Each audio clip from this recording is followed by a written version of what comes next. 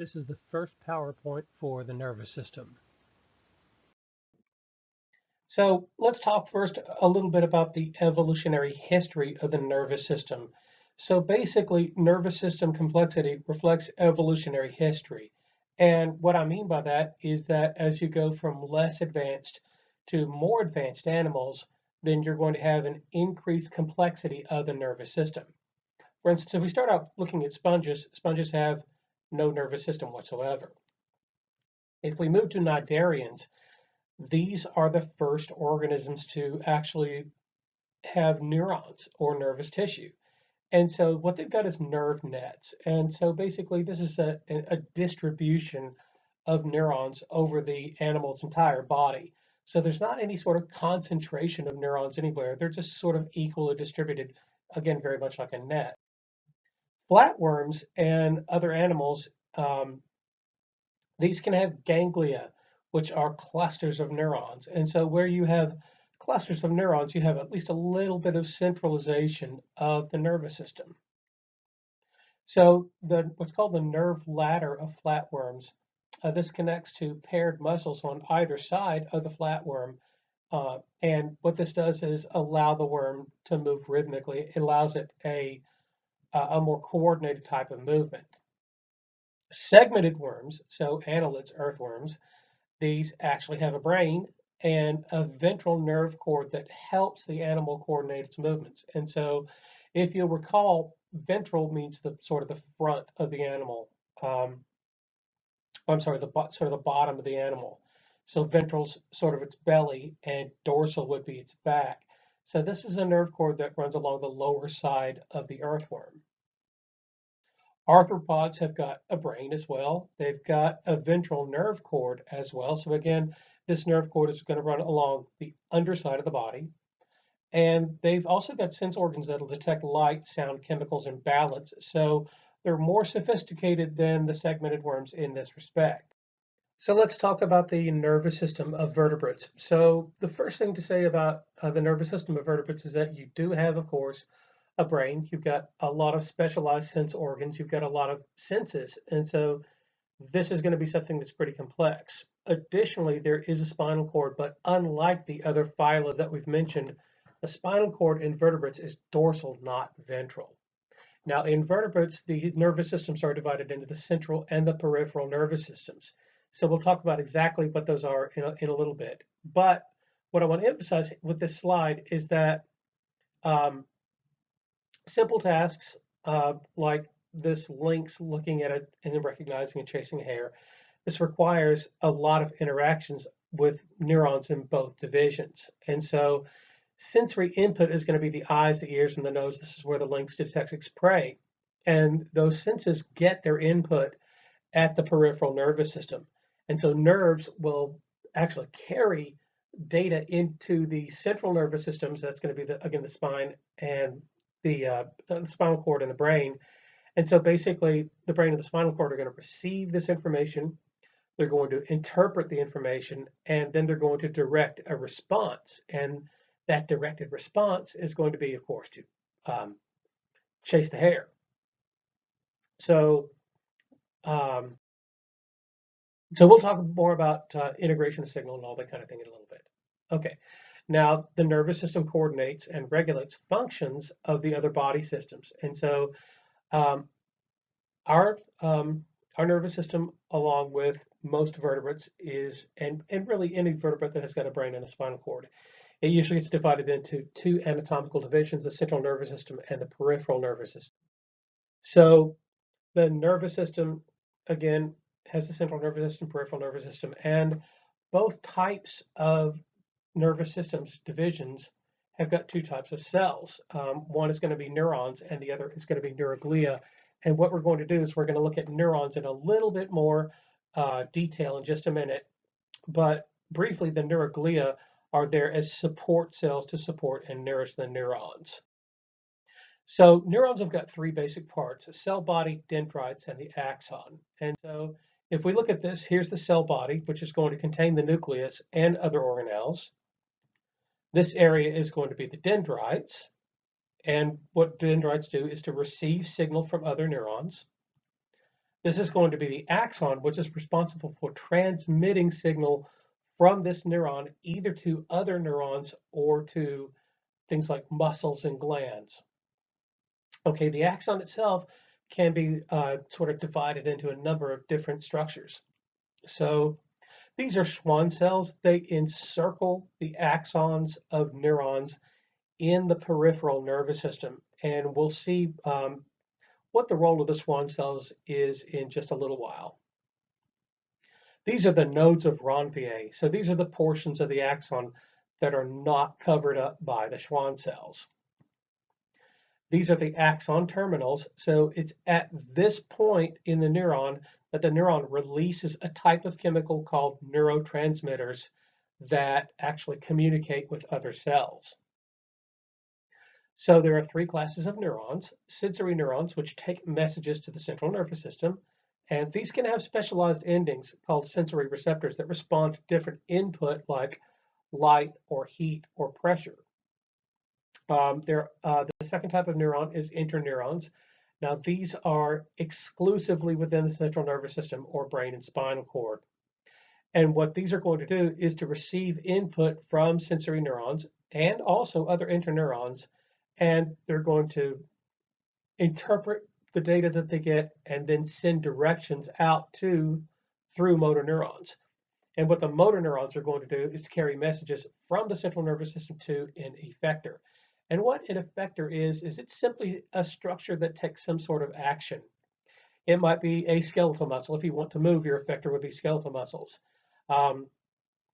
If you needed to sweat, your effector might be a sweat gland. If you needed to speed up your heart rate, the effector would be your heart. And so motor neurons are going to carry messages from the central nervous system to all types of different effectors.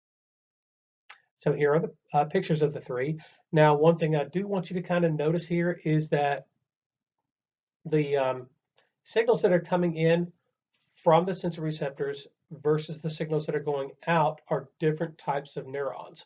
Now, this is not something that you have to know, but the type of neuron at the top of the sensory receptors is called a unipolar neuron. And with the others, you can see that they're shaped fairly similarly in terms of the dendrites stretching out from the cell body. These are called multipolar neurons, and they're usually present in the central nervous system and in motor neurons. So some axons get covered by a myelin sheath, and in the central nervous system, this is actually the function of those Schwann cells, which we saw earlier. So the reason why Schwann cells are colored white is because they contain a substance called myelin. And what myelin is it wraps around axons and it acts as an insulator. And what the insulator does is to help the signal travel down the axon of the neuron a lot faster. And so neurons that have myelin surrounding them actually transmit nervous signals about 50 times as fast as neurons that are not myelinated. As I pointed out earlier, there are nodes of Ranvier, which are gaps in the myelin sheath. And so these are places where nerve impulses kind of get refreshed on their way down the axon. Okay, Schwann cells are also really important in nerve regeneration, and we'll see that on the next slide. But before we go on to that, in the central nervous system, myelin gets formed by a completely different type of cell called an oligodendrocyte. And unlike in the peripheral nervous system, and unlike with Schwann cells, oligodendrocytes don't do any kind of facilitating of nerve regeneration. And so because of this difference in the cells that myelinate, the central versus the peripheral nervous system, there can be nerve regeneration in peripheral nerves, but there's very little nerve regeneration in the central nervous system. And so if you damage a nerve in your arm or in your leg, then there's the possibility that you can recover some of the function of the nerves there. But if you damage the nerves in the spinal cord or in the brain or neurons in the brain, there's very little chance of regeneration or repair there. So basically, this is how Schwann cells do their job. So if you'll again look at this diagram of the neuron, the Schwann cells are the small white cells that are lining the axon at the bottom of the diagram here. Now, if you get some sort of damage to the neuron, then the neuron is actually going to die all the way back up to the cell body. But what happens here is that the Schwann cells will maintain their physical position, and they'll also keep sort of a hollow tube in the middle of them that a new axon can grow back through. Now, they can produce a signal that acts as a guide for the axon to actually regrow all the way back down. So if this regrowth happens, it happens at about a rate of about 1 millimeter per day max. And this is the reason why recovering nerve function can be such a slow process. So this is a picture of an axon. This is a cross section of the axon of a neuron. And you'll notice that the myelin sheath there, it's coiled around the axon, and the rest of the Schwann cell kind of gets squeezed out to the outside. So this is just a picture right beside a diagram. And again, note what I want you to be careful to note is that the myelin sheath is part of the Schwann cell. It's just that the Schwann cell, the label that leads to the Schwann cell, is kind of pointing out the cytoplasm and the organelles that it gets squeezed all the way to the outside. So the central nervous system is composed of two types of nervous tissue. One is called gray matter, and the neurons in gray matter have got axons that don't have myelin around them, so they're not white colored. Because again, if you recall, this is that myelin is white in color. So gray matter has neurons in it, but the communication there is slow, and the fibers are not myelinated. And let's see, and I want to make another point with this I'll come to another point with this in just a minute. So gray matter is at the surface layer of the brain and in the central part of the spinal cord. So if you'll recall, I believe that I can't recall if we did a sheet dissection or not in our class, or sheet brain dissection in our class. So the gray matter is actually at the surface of the brain, and you have to dig down deeper to find any white matter. If you were to look at the spinal cord, it would be just the opposite. The spinal cord has got white matter on the outside. We'll see this, I believe, in the next PowerPoint about this chapter. But you're not going to find gray matter until you get to the central part of the spinal cord. So white matter actually contains myelinated axons, and these run in bundles that are called tracts. So an axon is the communicating part of one neuron. And so if you have a bundle of axons, this is a bundle of axons, and if they're located in the peripheral nervous system, we would call them nerves. In the central nervous system, you call them tracts. So basically, it's kind of different names for the same thing, a bundle of axons, but it's kind of a locational name. You call them nerves when they're outside the central nervous system. You call them tracts when they're inside the central nervous system. And so the white matter is deep in the brain, but in the spinal cord, it's on the surface. Okay, so nervous systems use nerve impulses to send information. And what do these look like? How does it actually work? Well, basically, they work using electrical signals. And so if you put a voltmeter down into an axon, you can actually find a difference in charge between the inside and the outside of the axon. And so this is basically what it would have looked like. So you had some scientists doing some really, really precise work here, where they put a microelectrode outside the axon and put a microelectrode inside the axon, and they noticed that the difference between the inside and the outside was 70 millivolts. And so on the inside of this cell, the electrical charge is 70 millivolts less than what it is on the outside. And we'll see why this happens in just a little bit. Okay, so again, when an axon is not conducting an impulse, when it's at rest, it has what's called a potential across the axonal membrane. And so basically what a potential is, it's a charge in one place versus a charge in a second place. So if you have two charges that are separated by the membrane and those charges are different, then these are going to be called, that's all that a potential means. And so basically when you say an axon has a resting potential, it means that the inside and the outside have got different charges. Now this gets called a resting potential because the axon at that point isn't really doing its job. It's not conducting a nerve impulse.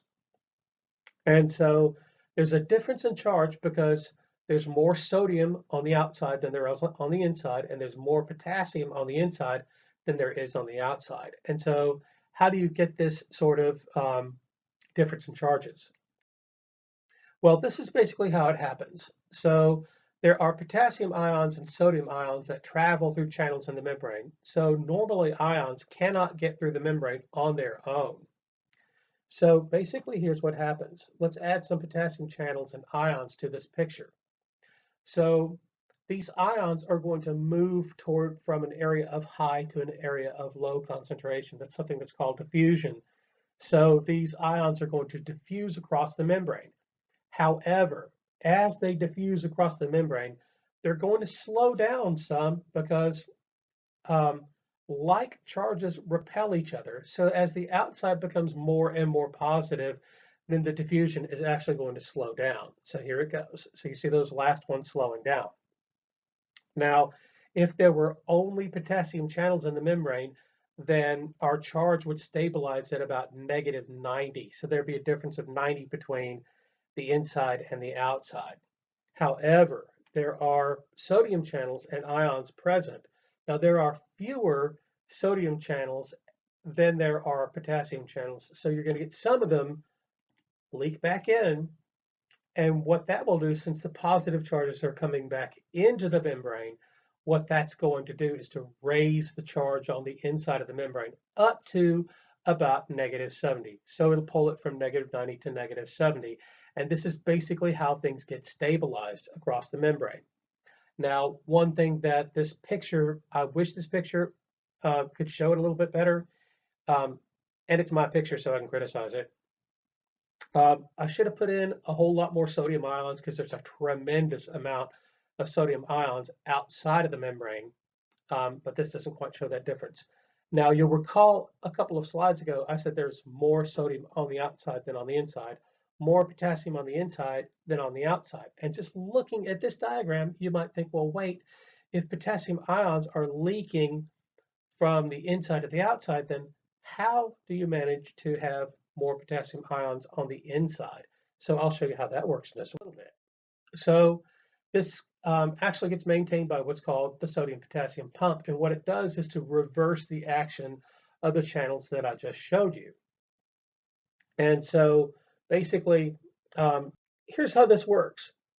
So here we're showing the sodium and the potassium ions. So they've leaked out as, so this is sort of the end of the animation on the other slide. And so let's take a look at what the sodium potassium pump does. So here it is. And what it's going to do is it's going to take 3 sodium ions and move them to the outside. It'll take 2 potassium ions and move them back to the inside. So this sodium potassium pump is constantly working, and it kind of reverses the actions of these other channels that I showed you. And what it really does more than anything else is to keep that membrane potential stable at -70. So the channels are kind of responsible for leaking sodium and potassium in and out and getting your membrane potential to around 70, but the sodium potassium pump kind of fine tunes that.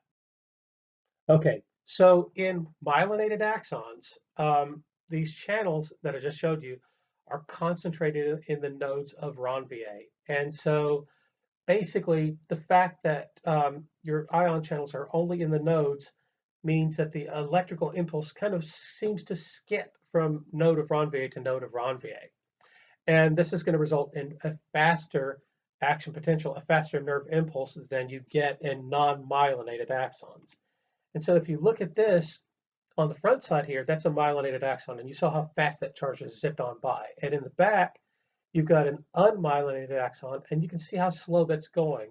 So myelinated, fast right here, and in the back, non-myelinated, slow. And so that doesn't even show the scale of the difference between the two. So along here with the continuous one that you see in the back, that nerve impulse travels about 2 meters a second, and along the faster ones, it travels at about 100 meters per second. So the faster ones are about 50 times faster than the slower ones. Now, every axon, once you get to the end of it, it's going to branch into a lot of smaller endings. And each of those endings has a small swelling at the end of it called an axon terminal. Now, the area where the axon terminal meets another cell is called a synapse. And this definition says it's the region where each terminal lies close to either the dendrite or cell body of another axon. And there's more to it than that. Actually, this is the region where an axon terminal lies close to another cell that it's sending a signal to. Most of the time, that is another neuron, but some of the time that could be another effector. Now, the synaptic cleft is this gap that separates these two neurons at a synapse. And so the sending neuron, the neuron that's sending the signal, would be the presynaptic neuron.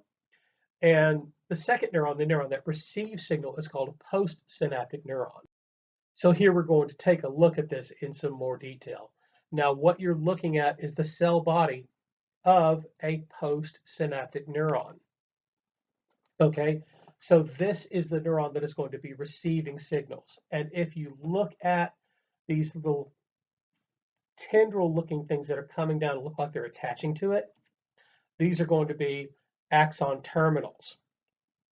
Okay, now if we take one of these axon terminals and we zoom in on it a little bit, or actually quite a bit, we're going to see a number of things happening. So inside these axon terminals, you're going to have what are called synaptic vesicles, which have neurotransmitters within them.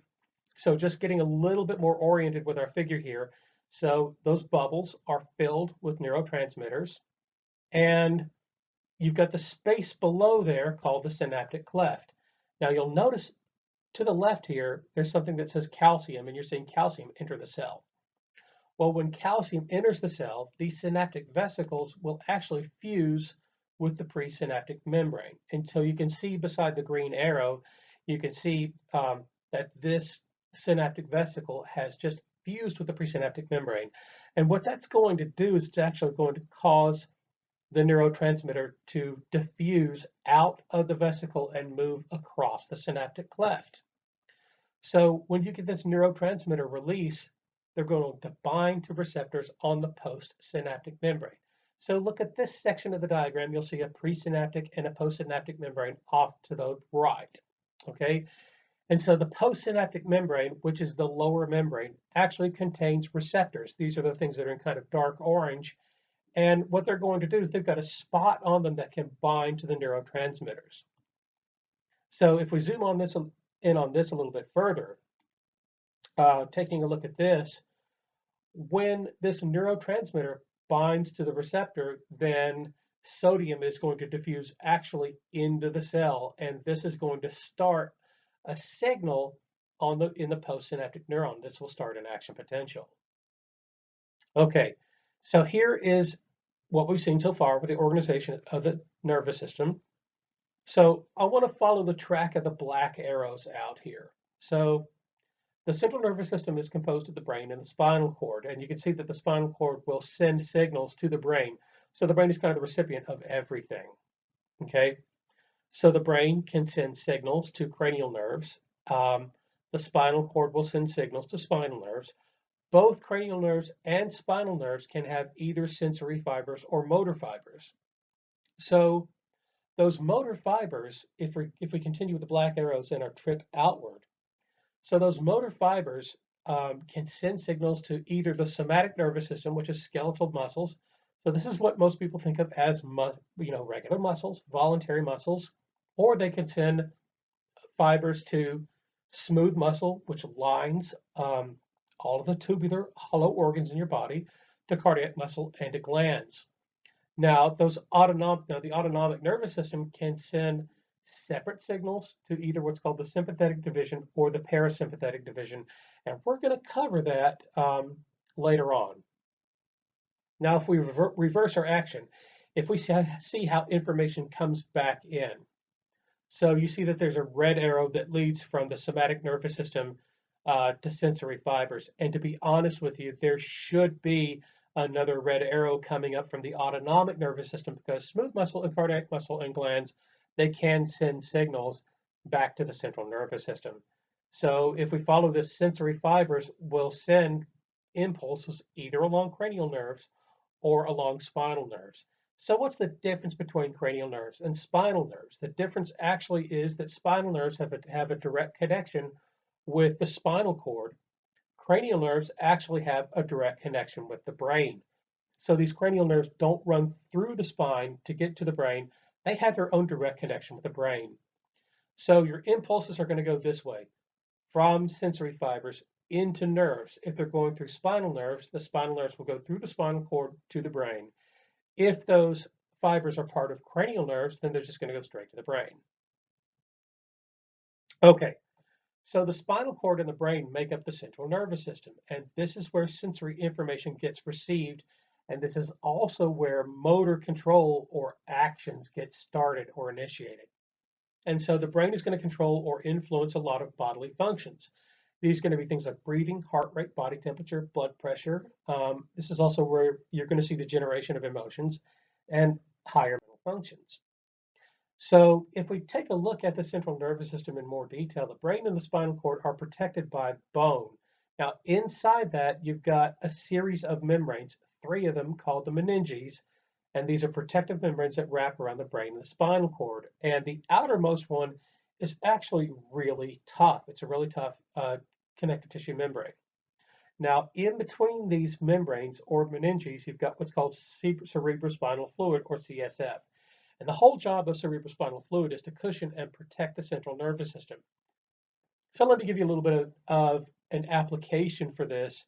So the central nervous system, when somebody gets knocked out or they have a concussion, that happens when the brain actually contacts the skull. So the fact that light impacts, that it takes a really heavy impact to cause this sort of concussion, is a testament to how well that the cerebrospinal fluid cushions the brain within the skull.